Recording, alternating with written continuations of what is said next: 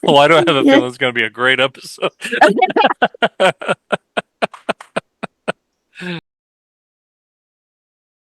Welcome, young Skywalker. I have been expecting you. All right, welcome back to the Cantina Club. Today we're going to be talking about something that is completely out of date and past the expiration date. No one will care. But it's Andor season one. We never got together and talked about it for some reason. So now we're doing it now because season two starts in 7 days or something.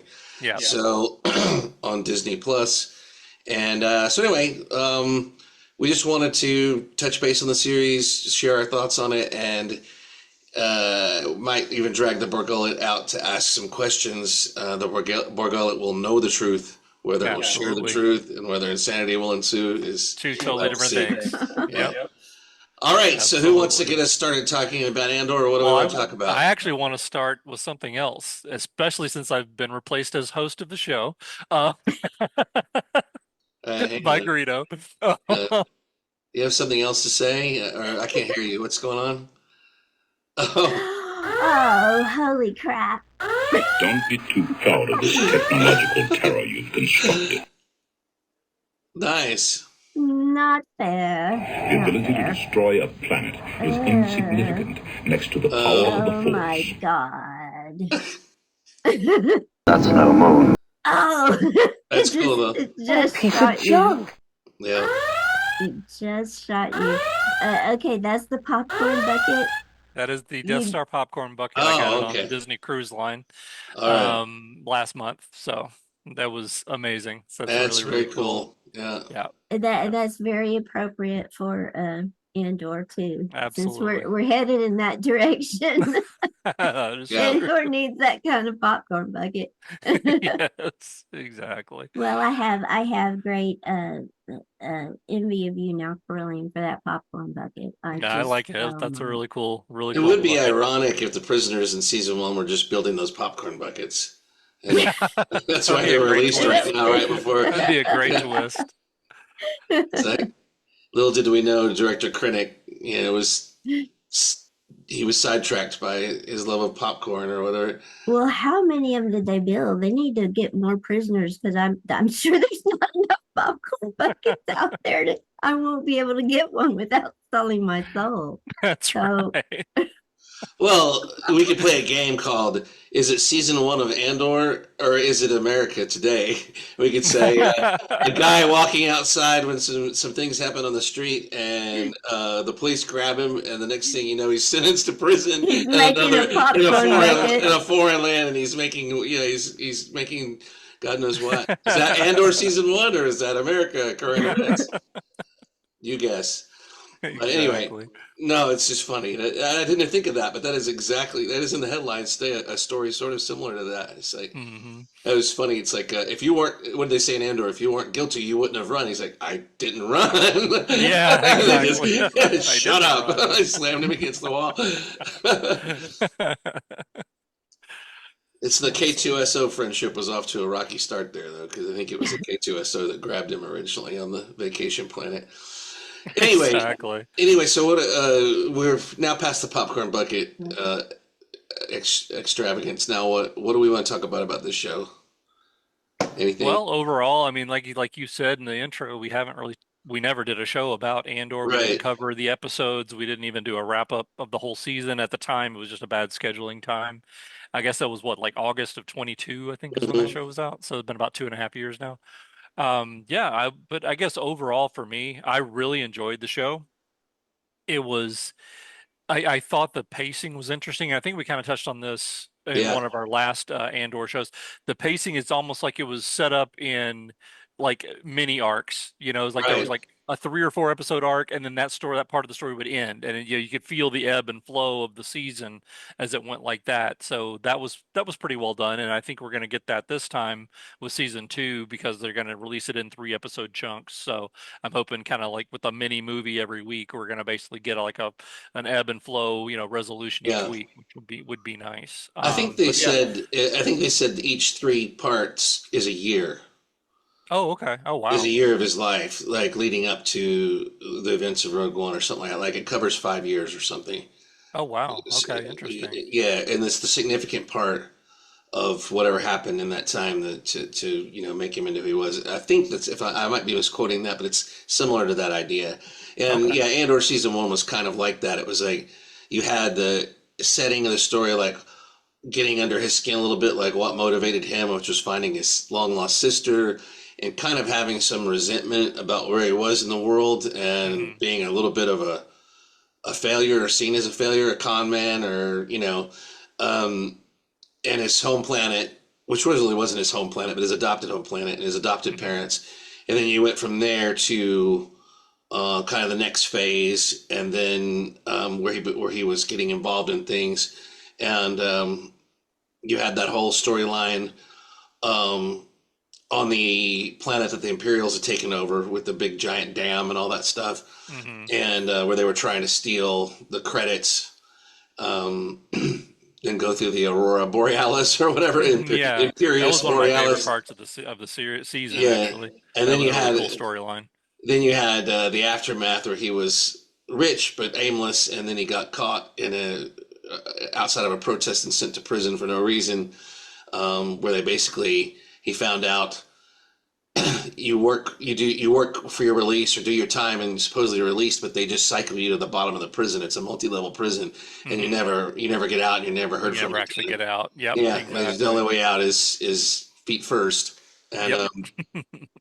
and then the last part was the beginning of the rebellion, really back on his home planet where his mother. He goes back for his mother's funeral, and the Imperials come there to try to set up a sting to get him, and a whole kind of revolt kicks off, and a little bit of the aftermath of that. And at the end of that season, he joins up with what's the name of the character? Skarsgård's Luthen. Luthen. Luthen. Luthen. Yeah. Hmm. I don't know his last name, but he's a character that's based in Coruscant, but has all the secret James Bond devices on his ship, the lasers and the cloaking devices, and uh, Exactly. basically a first class liar and con man and ruthless revolutionary. And you've also got Saul Guerrero on the fringes there too. That he's Yeah. playing all these rebel groups for and against each other, trying to make his own thing happen. I don't know exactly what his agenda is, but he's just trying to get the most out of all of them, and he's willing to sacrifice any of them to get back at the Empire for whatever reason or to stop the Empire. Right. So at the end of that, Cassian hooks up with him, and we get the feeling we're going to go to the next phase where Cassian probably commits some awful crimes in the name of the rebellion. They're I'm they're sure we found actually him in Rogue working One. they're actually working together at the end of it because it takes the Yeah. whole first season for Cassian actually to be converted to a rebel because he's forced by Luthen to participate in the heist that Hmm. is part of Luthen's rebel Mm. activities. And he thinks he's going to get money, and then just walk away. But then Luthen is going to come after him and kill him because he realizes that He's a loose Cassian end. knows who he is. Yeah, he needs Yeah. to get rid of him. But when Cassian sees what happens with the Imperial oppression on his own planet when he goes back to his mother's funeral, everything kind of converges to turn him to make him Mm. realize what he's been headed toward all along. That this is the only way that he can go, and that it's a place that's worth going to. I think that's what Luthen tried to get him to believe in the first story arc. Ends with him meeting Luthen and Luthen convincing him to come with him, but it was basically because they were under attack, Hmm. and He didn't Cassian really had to have come. much of a choice. Yeah. Yeah, and he told him that why waste your time doing these petty larcenies? Wouldn't it be worth it more to give to something that would actually be worth your life? If you're going to waste your life, Mm. Right. waste it in a better cause than this. And it takes him Exactly. really the whole experience of that season to come to the point where he understands that. And I just got finished rewatching it for the third time, and watched it again with my husband, and we just binged it over a series of nights. And I was just struck by how good it was from the beginning. When we first saw it, it took a while for me to warm up to it because I was so worried, I guess, about what it was going to be. Right. And it's slow pace. It gradually increases with pace throughout the season, and it tries to build on its different story arcs to getting to the rebellion kind of kicking into full gear in the final story arc. And I thought that worked really well when I watched it all together, without a break and already knowing it, not being worried about, worried like, is this going to be crap? Or, I could relax and watch it. And it just seemed to cohere really well and to flow from one storyline to another really well. And I liked the building pace to it. And I really thought that when it got to midpoint, it's got 4 story arcs, right, with 3 episodes each. And with the first 2 story arcs, the second one is he joins Luthen's heist guys to steal that Imperial payroll. And it ends with that spectacular episode called The Eye, where it's just like, it's a great heist episode where they actually are pulling the heist off, and the stakes are so high, and the wonderful special effects where they're trying to escape. They're going into the eye. They're chased by TIE fighters. And that was just, by that time, I was like, oh, I'm fully invested in the show. Absolutely. In terms of at least the Agreed. action and the pace. But when I really got invested in the characters was this next story arc when he was put in the prison. And you had Andy Serkis's character, Kino, introduced, and how he, over that story arc, evolved into someone who was just trying to do his time and do it as quick as possible so that he could get out of there. And you could tell he had little humanity underneath, where he was also trying to protect the guys on this floor to get them to do right. But he wasn't above punishing them, and pushing them, because he didn't want to lose what he had gained to be able to get out of there quickly. And the way he evolves to where his humanity comes to the front by the time he realizes that none of them are going to get out. And when the elderly man on his floor dies, trying to work at that horrible pace, and the kindness he shows to that guy, you really begin to see that these are the type of people that Cassian needs to be devoted to, that are worth saving. And there are several others that he connects with on his team on that floor. One of them, Melchi, is that the guy's name? I think it's Melchi, yeah. Who will also be part of his team in Rogue One, that escapes with them. And it was that story arc that just really got me, a gut punch of like emotional connection with the characters. And when you get to the final story arc, boy, that final episode, they bring everybody together on his home planet, all of the main characters that we've been introduced to so far. Of course, that's a contrivance, but it's done so naturally. It's like all of them were naturally headed there.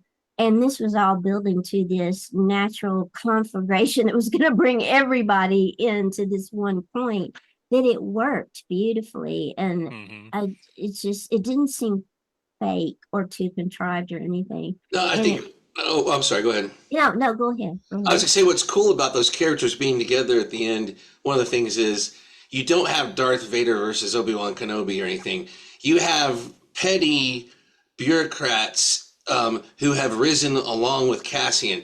Cassian isn't even of much significance, really, but they assign significance to him, and more so because it makes their careers, and he's a figure of interest. Once all that money goes missing, then people start paying attention, because that's hitting them where it hurts, is money. When the money goes missing, the people in Coruscant are like, what's going on with our money? Can they really steal all that money at once? And so that elevates Cassian, and the people who knew about Cassian, who were local and, part of a big circle of intel agents, if you were specialized in Andor, all of a sudden your stock went up, so...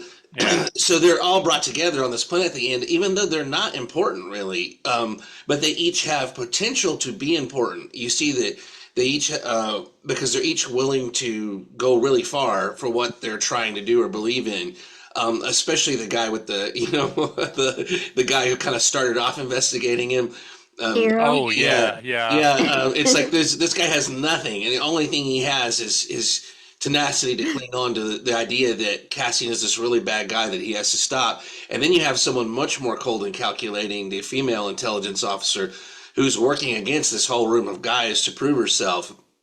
and the fact that they're all thrown in there, they don't have quite, no one, the rebellion doesn't have the resources, the Empire doesn't quite have the resources, so this revolt takes everyone by surprise.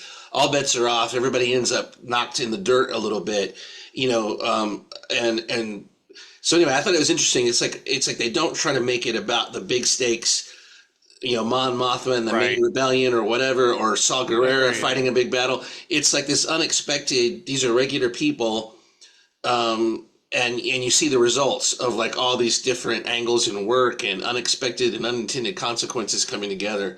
Right. And it becomes like an epic of ordinariness or something. I don't know how to explain it, but That's a great point. it's because very it- compelling to see where are these people going to go, because you've been unsure the whole time, and it's like they don't strike you as this guy is not the bad guys aren't Krennic, they aren't yeah.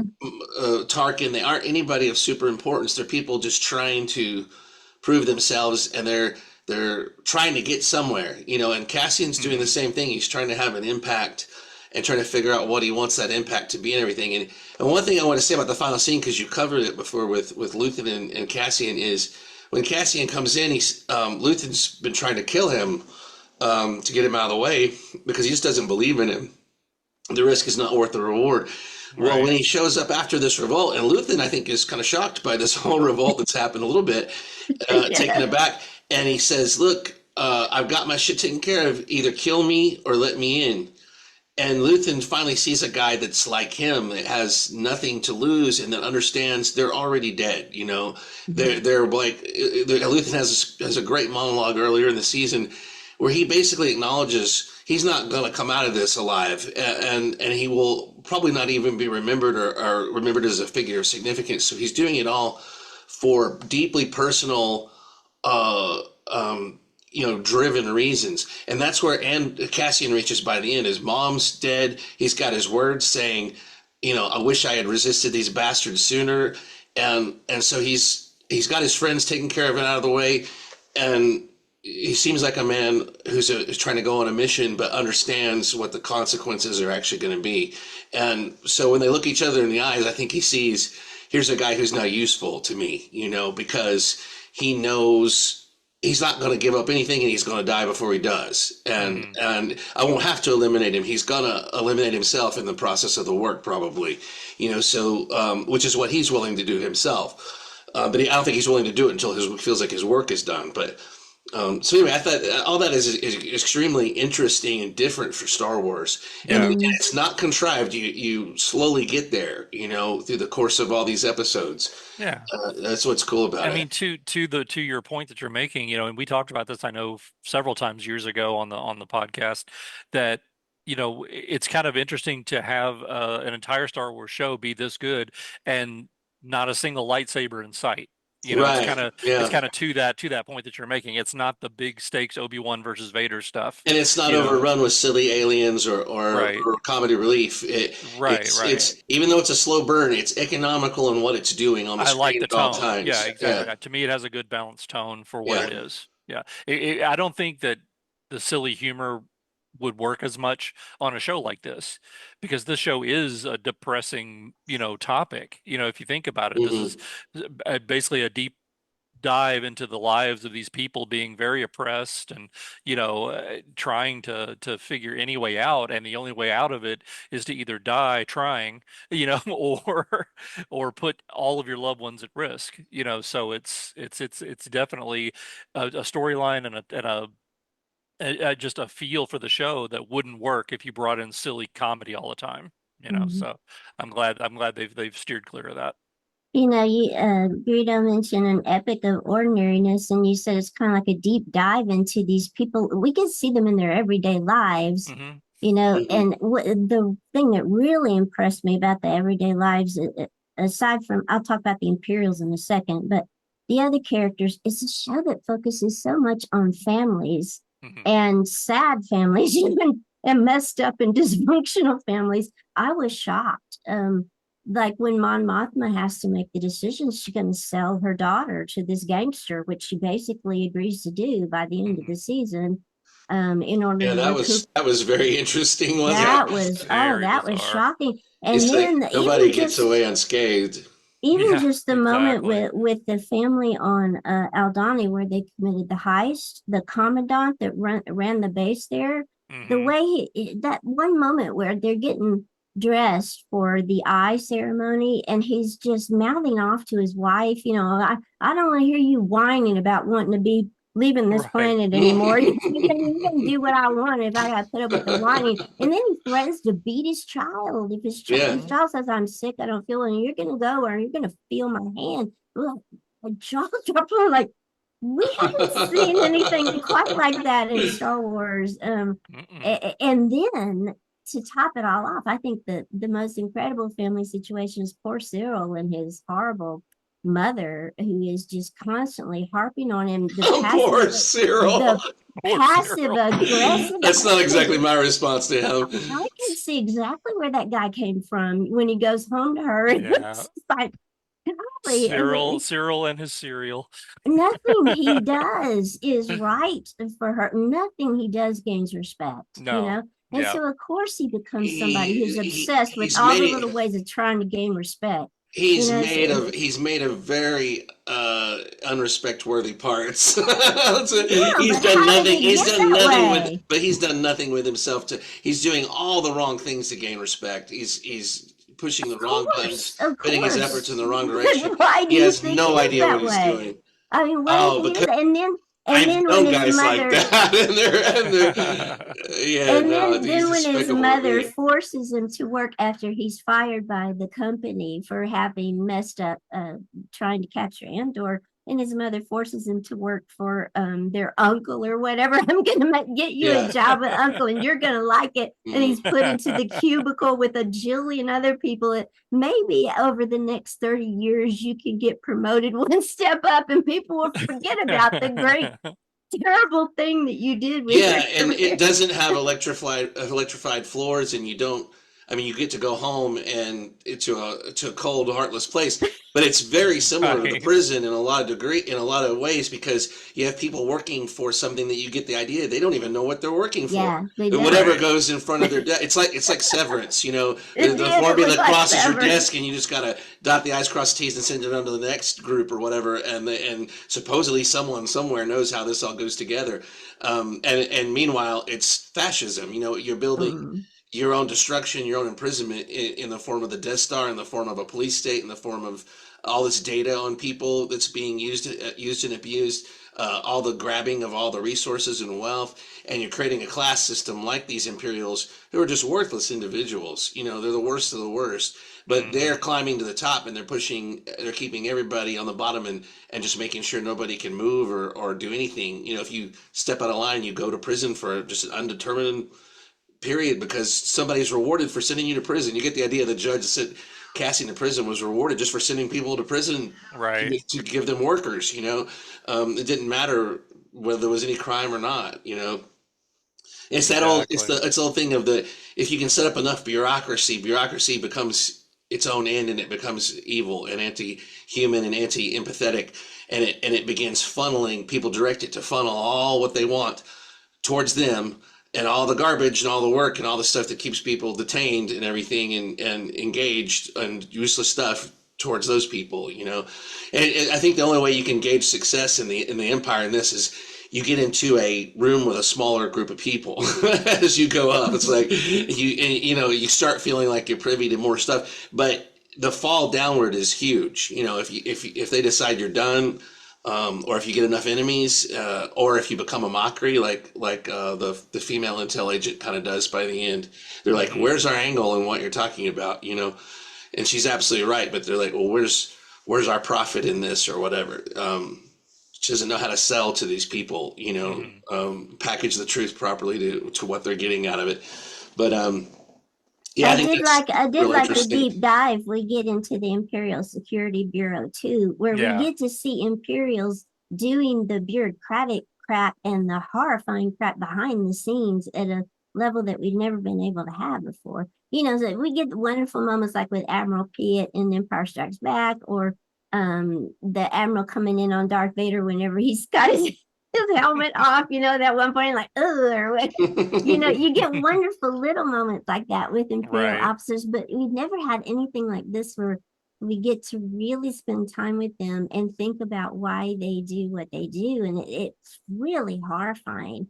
The Deidre character is just, oh my God. And the guy who plays her superior, who runs the security bureau, the actor's name is Anton Lesser. He's a great Shakespearean actor.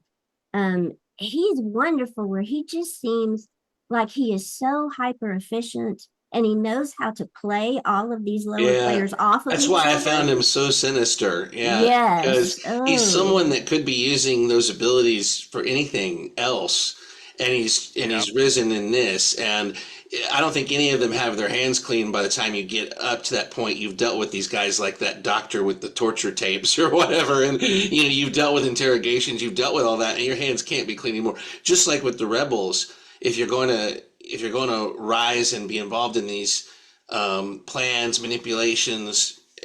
A lot of it's terrorism in a lot of ways. A lot of it is judging cost versus reward, and it's never pleasant in warfare. And they're fighting an enemy that doesn't respect anything ethical. And so the question is, are we supposed to respect anything ethical with them? And so far in this series, the answer is no. I don't think. I think Hmm. ethics on all sides, except for the common people, the miners and the people that you meet at the beginning, are the most decent people, I think, Mhm. throughout the show. And then you do see people that you don't know why they're drawn into this, but some of the prisoners and stuff. I mean, it's noble what they're doing. The fight it brings out in them and stuff. They're absolutely fighting for something worthwhile, but they're also forced in that position. If they were given a cushy, housing and money and given an Yep. imperial uniform, where would they be? Would they believe in freedom, or would they think, hey, I'm doing okay for myself? It's hard to know. Hmm. Mhm. So, but Yeah, that's a yeah. great point. And my favorite episode was the prison. My favorite episodes was the prison episodes, and Andy Serkis was a huge part of it. I just thought he was riveting in that role, and just a coup of casting to have him come in and not play an alien and not play, just let him Yeah. play a person. Let him play a And regular person. Yeah. yeah, and he has such a complete arc, and it's so indicative of, I think, what this whole Rogue One has grown into showing us, is that there's a whole huge substrata of people that are forgotten, and they're just every bit as heroic, Mhm. but they're more desperate than our regular heroes. We think of our heroes as going through the desperate times and they're back against the wall, and they are, but these people are truly, down and dirty, desperate. It's like Yeah. Yeah. they're forced into these situations. They have nothing, absolutely nothing to lose. It's like Han Solo before the Battle of Yavin left, and Luke could have gone with him. He had a Hmm. choice. These Yeah. guys don't have a choice in a lot of these Mhm. episodes. Hmm. It's do or die. And are you going to keep your head low and hope it all works out for you, even though you know it's not going to, because they're lying to you, they're using you, they're going to kill you? Or do you fight back knowing that a large number of you, and probably you, aren't going to make it? And the irony of his whole thing, when you get to the outside of the base and he sees the ocean just extending off or however far, and he just begins to back away, and just with that kind of smirk on his face, and you realize he can't swim. He's been leading these guys and causing this whole thing to happen that was never ever going to be for him. Yeah. And that's Rogue One, kind of Yeah. Yeah. the sad, melancholy part of it. Hmm. When you think about it, that makes, I think, that movie still effective for me, is that they didn't get to set up all these characters like they are with Andor and everything. But if they had, and even with what they did do, I feel like that message and that melancholy is still there, that grips you different than any other Star Wars movie. Just about there's a celebration in the sacrifice, and the fact that, I think one of the most effective lines in Rogue One is when Jen says, "Do you think anyone is out there? Or do you think anyone heard?" Or whatever, when Hmm. she sends the message, and Cassian says, "Someone's out there." And they believe it, because because of their life experience and stuff. And then they turn around and die right after that. And, Right. that's, to me, that was one of the most effective lines. And also for passing the torch, and just for the sadness of you get the feeling these people's names aren't on any wall anywhere, you know? Yeah, of course. You know, I mean, there's no statue to Luthen, there's no statue to Cassian, there's no statue to Jin. Maybe later Jin gets one, who knows? But it's very selective who's remembered, and Andy Serkis's character is not going to ever be remembered. People may tell his story and say there was a guy, you know, who got on the speaker and got us all going, but you get the feeling his name won't be remembered at all, you know, and so he was just desperately decided to do the right thing, did it the best he could, and the reward wasn't for him. He's kind of like all these figures in mythology and history who are the ones that come before, and they never quite make it over the finish line, you know. But they do so much to get people there. So we'll see, because this season could get really, really even darker and more cynical, or we could see more examples of that, of the melancholy of unknown sacrifice and all of that, you know. So You mentioning that makes me think of when my husband and I were rewatching this season, and at the midpoint after they do the heist, and he goes away to, I guess it's after he escapes, and he goes back to that pleasure planet to find the money that he hid away right, before he's going to go home, and he gets the call from his home that his mother has died, and he's standing out on the beach at the sunset. And me and my husband, I'm getting teary eyed just saying, like, me and my husband turned each other like, that's how he's going to die. You know, it's just like, and that we could feel for him now Right. made the show that much more, I don't know, impactful in what it's doing to lead us up to the movie. So I'm hoping there will be elements like that in the new season. I really felt like the end of Rogue One was Diego Luna's like best moments.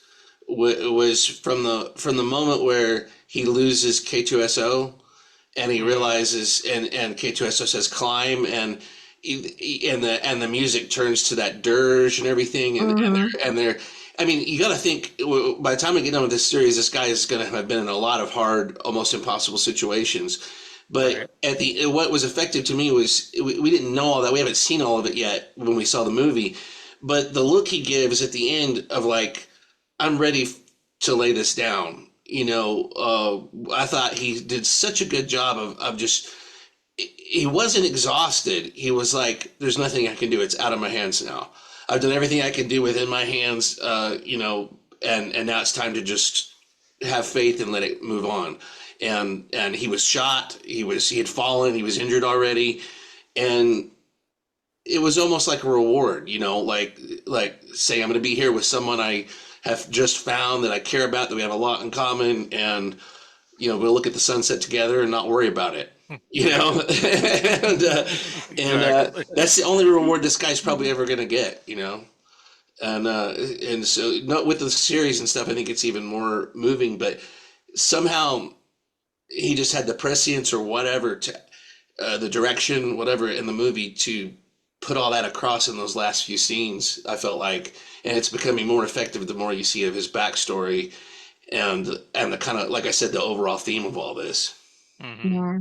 You mentioned the music too, and I wanted to give applause to the music on the television show. I didn't even realize as I was watching it, it wasn't until the Prison Planet story arc, the third story arc, that I recognized that each introduction plays the theme a different way to introduce the theme of that particular episode. And I realized that when they got to the prison place, because it had a THX 1138 synthesizer theme, you know, and I'm like, that sounds like THX 1138. And then it showed the prison. I'm like, that looks like THX 1138. And then I went back and began looking at the intros to each one, and they're so different. The way the composer was able to use that theme in different ways was just really, really cool.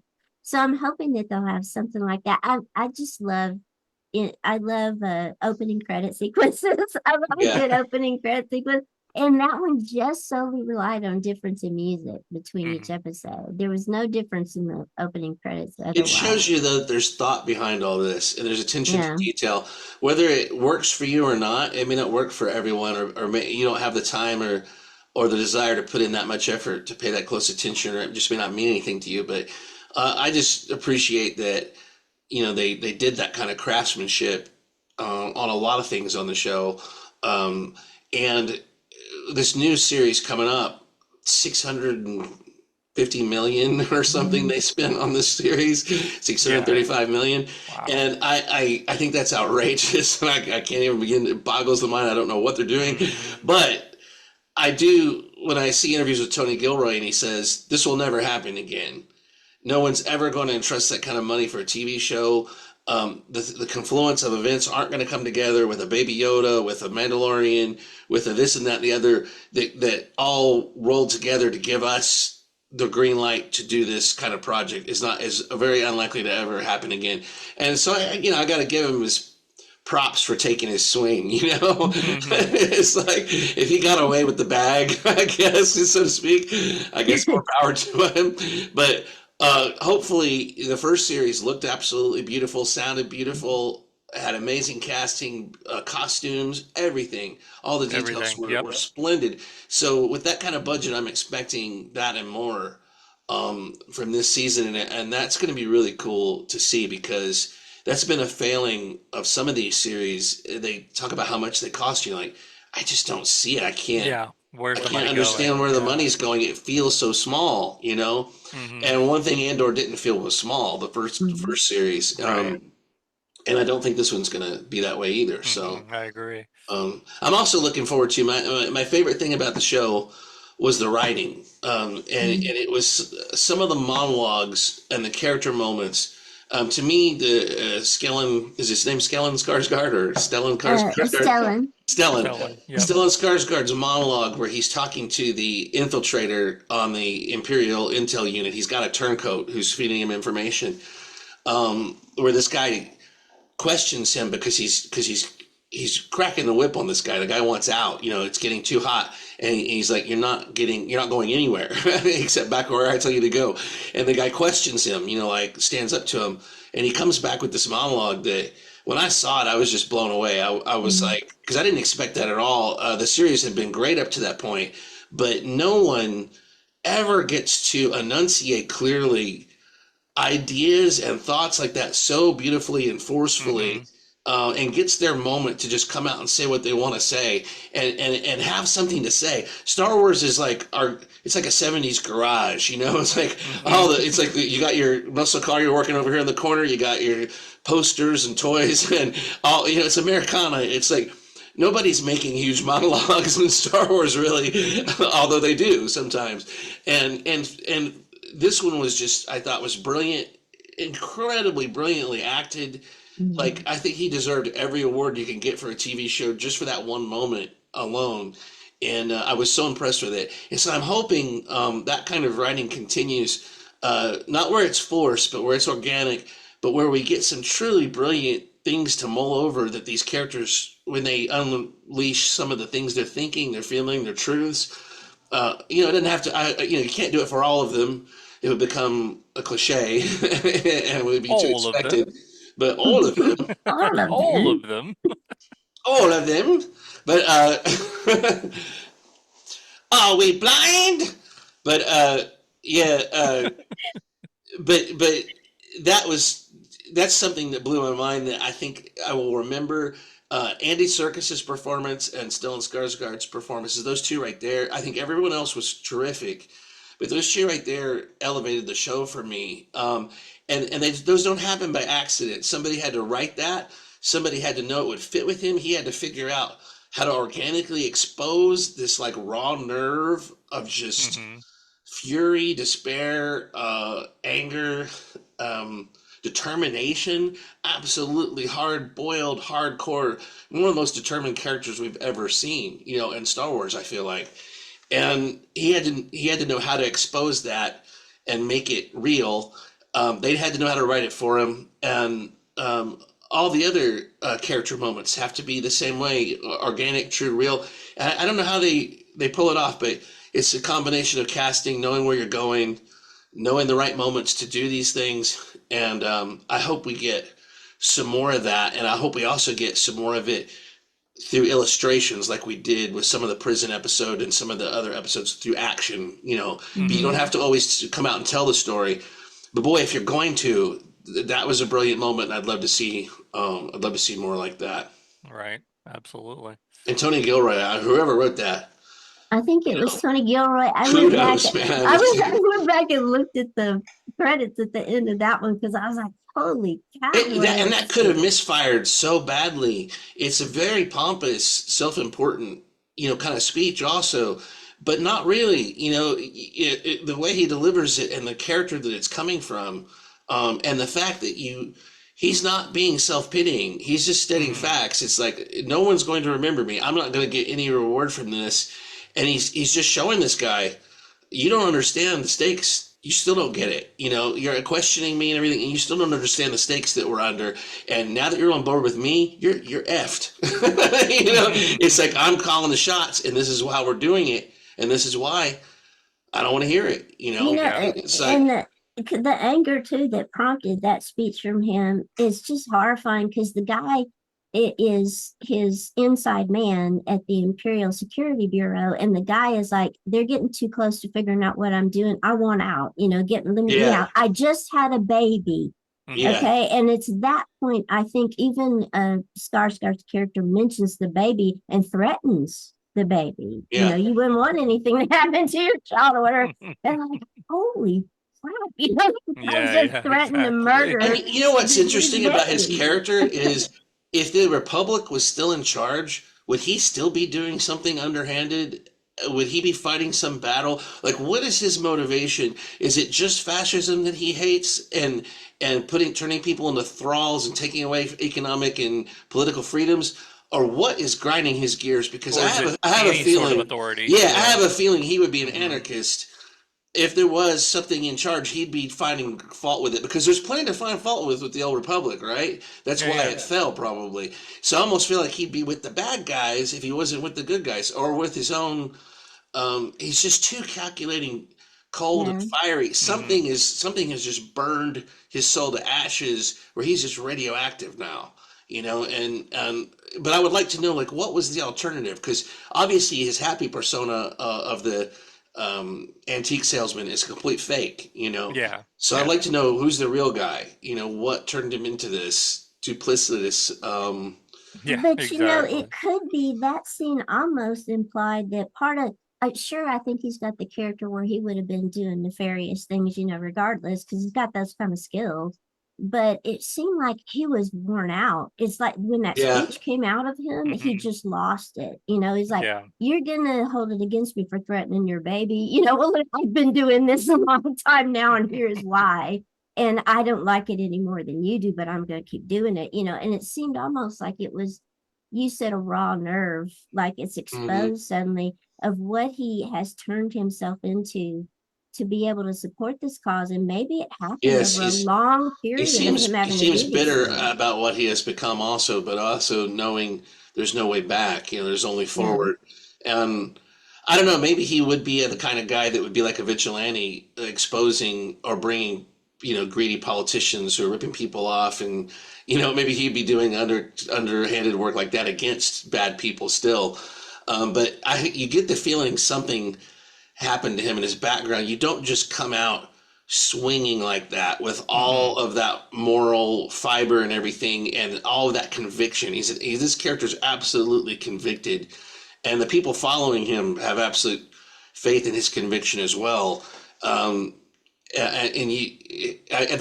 realize that's a typical revolutionary type leader and stuff, but it just, like I said, it doesn't happen by accident. So I don't want them to explain it. I like him as a bit of a cipher. Not everything needs to be explained, because it's fine to know where he is now. We don't have to know, but I am curious. I'm not gonna lie.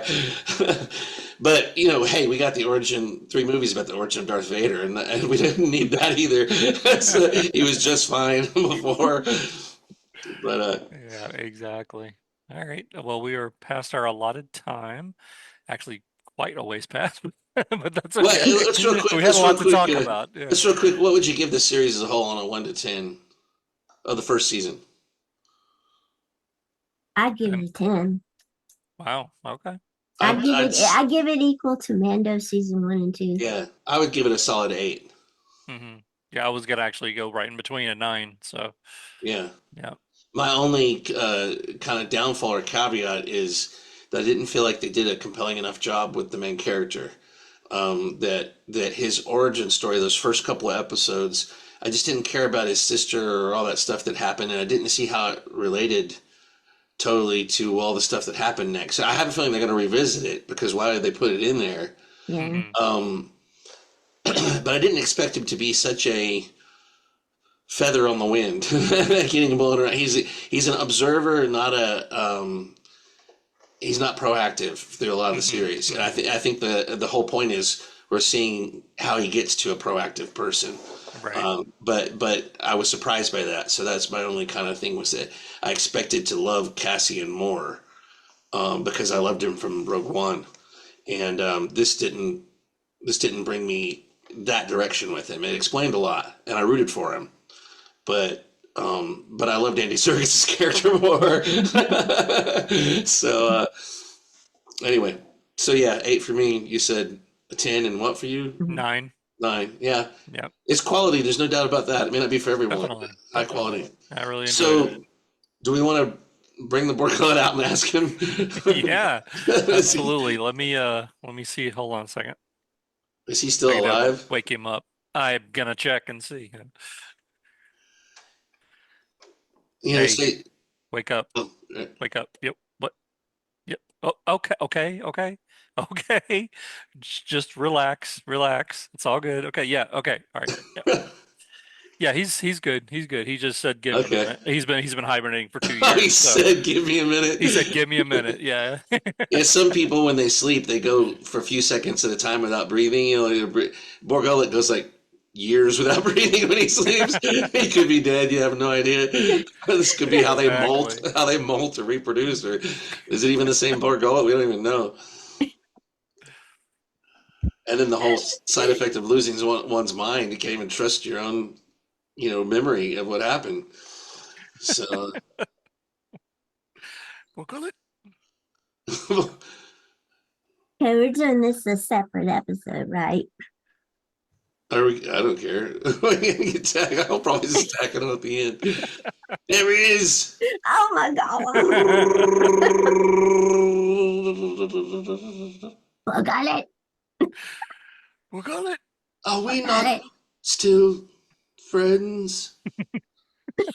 Did you come here to to kill kill me?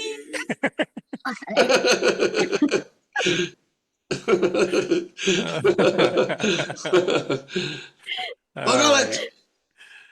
All right. So How come the Imperials don't have Borgullet? Because it doesn't freaking work. That's why. Only Saw Gerrera believes it works.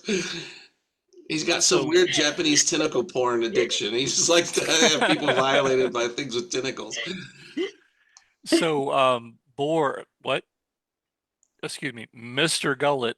Mr. Gullet. Monsieur That's how he Gullet. wants to be referred to now.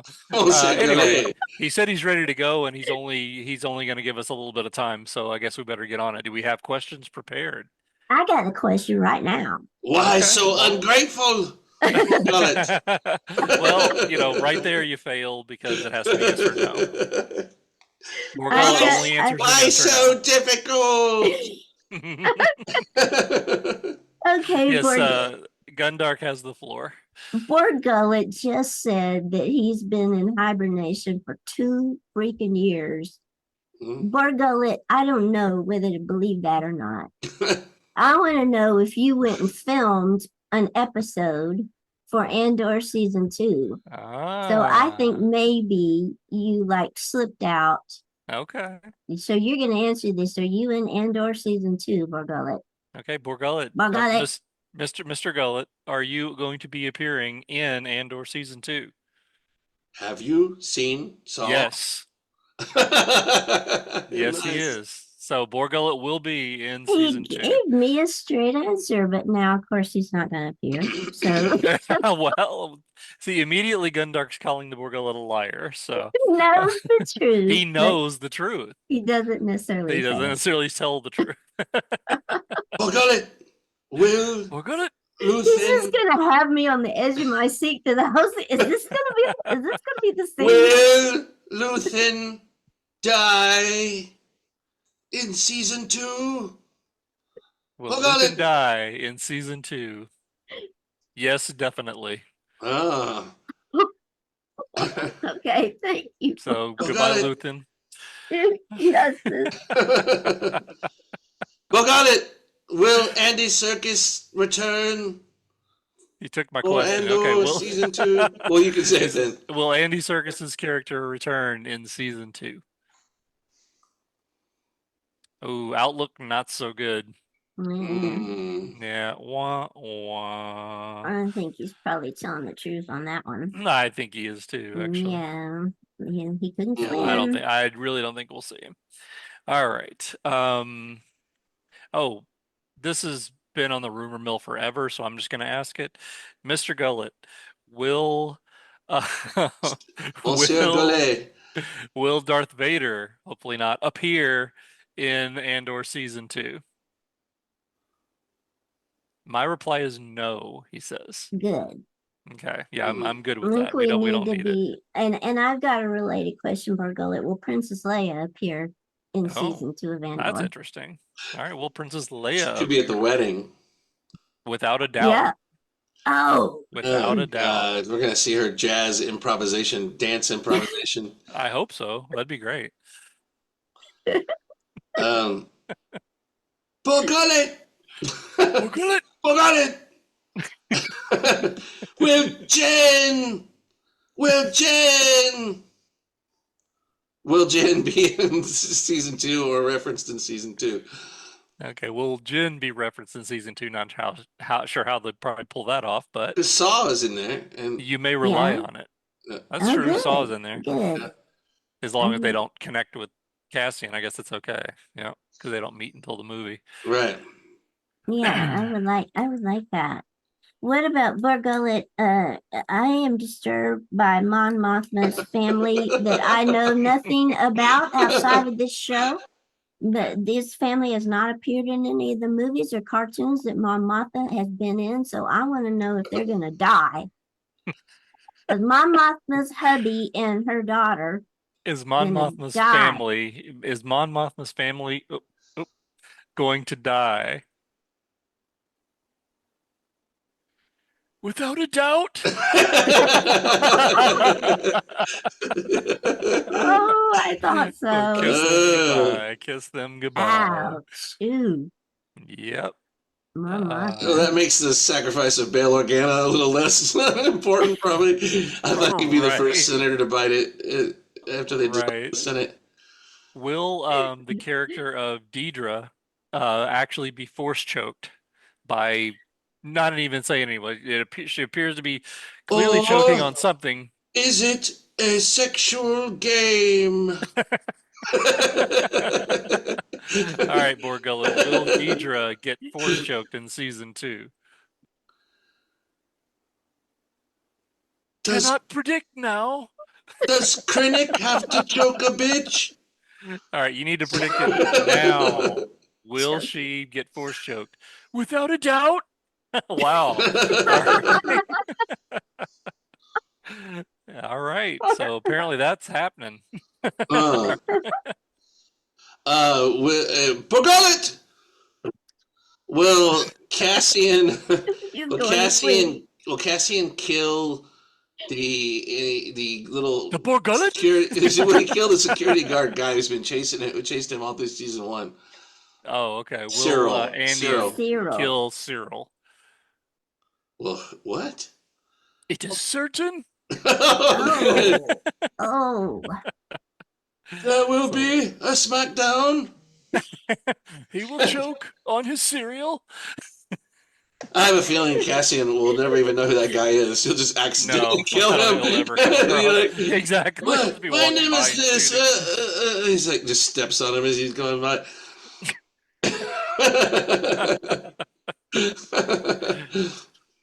That's awesome. Borgullet! Borgullet? Borgullet! Like Borgullet's going to sleep. Yeah, Will, he is. He's will nodding there off. be a huge dance number in Cassian season 2? I've got a better way to phrase that. If you don't mind my taking it. Sure. Okay, Borgullet, will there be an extravagant dance number to rival the power of many Right. in Andor season 2?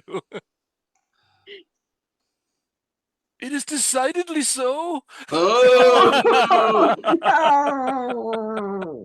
No, please, Borgullet. Yes. No. Yes. Greatest moment in Star Wars ever. Oh Yeah. no. Oh no, it's gonna happen at that wedding. It The definitely is. Mothma wedding. Absolutely. Sounds like a Godzilla movie.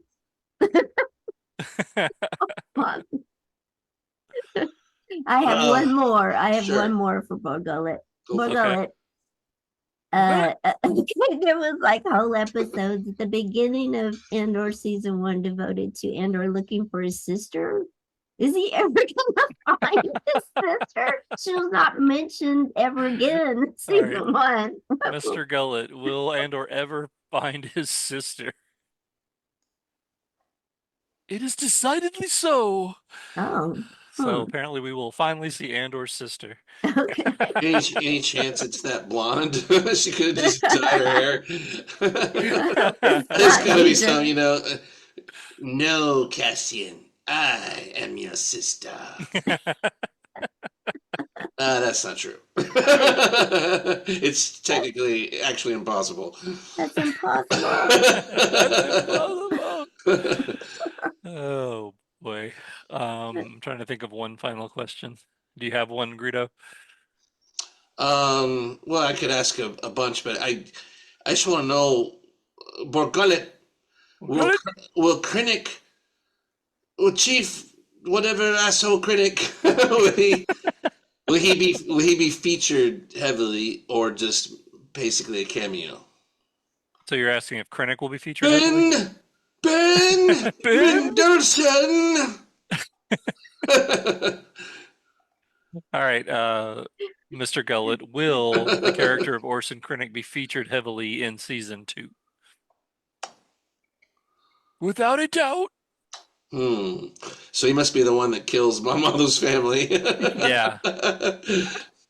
Without a doubt. Okay, I got a final wrap-up question. If we're at the end, Yes. I got one we can wrap up with. All right. Borgullet. Okay. Borgullet? Everything hinges upon this. Do not lie to me. Borgullet. Borgullet, will all of the members of the Cantina Club enjoy Andor season 2? Will all Cantina Club members enjoy season 2 of Andor? But Borgullet with that one. Very doubtful.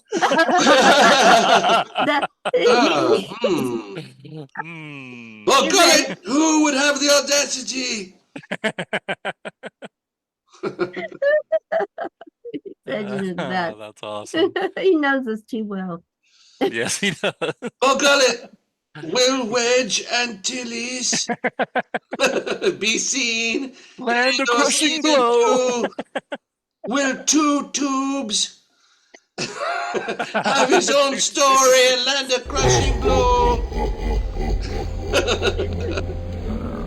Will Two Tubes be the next offshoot series? And his brother Showerhead. Outlook not so good. But yeah, my final question is: will Wedge Antilles land a crushing blow in Andor season 2? I think that's the world wants to know that. You may rely on it. Of course. I think that'll be the cereal's eating is the crushing blow. Crushing blows. That's it. They stay crushing in milk. Antilles crushing blows. Borgullet knows which side his bread is buttered on because he's relying on Carillion for That's his right. upkeep right now. Oh, wouldn't He's it be gonna- wicked? Wouldn't it be wicked if Krennic kills Luthen either directly or indirectly? Yeah. Oh, That'll be rough. I have a feeling that'll probably happen. Luthen seems like the type that will have a contingency, like he will take himself out if they corner him. Yeah. He's got all these he secrets does. and stuff. Yeah, he seems like the type that would do that. Or like he's telling Andor in the preview, if it burns, it'll burn very brightly. He'll do something to make a statement. It may not be about him, but something get them in some way. You know, when he goes out, Right. it'd be weird if he was a double agent after all this. Oh wow, that'd be the ultimate Yeah. bait. CIA type of thing. You know. Yeah. Exactly. He's a plant by the Emperor himself. Yeesh. Mhm. All right, Borgullet, skitter off, you foul beastie. Go back to sleep. You mucus He's covered definitely going back to ocean sleep of now. truth and insanity.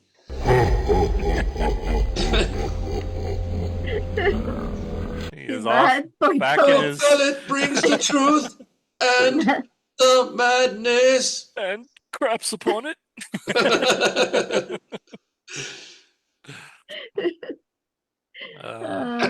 All right. Well, that was fun. Yeah, Uh, absolutely. And if you want more conjunctions, we have a English teacher here. And or what other conjunctions can we? Right, and or Yes, but still though, and or But exactly. still, though, even Also, so, also too. even so, hitherto unknown to forthwith. All right, that's it. Cantina Club. Blah blah blah blah blah blah blah blah blah blah. See This is you. why I was replaced. Come right on in. Just watch your step. About damn time. That's right. 5 years too late. Where do you get the blue milk? Don't ask, it'll quench your thirst. We all know round here, Solo always does shots first. Singing Yup No, raise your glass and sing Yup No. Sing it with me, Yup No. At the Cantina Club. Remember, the Force will be with you.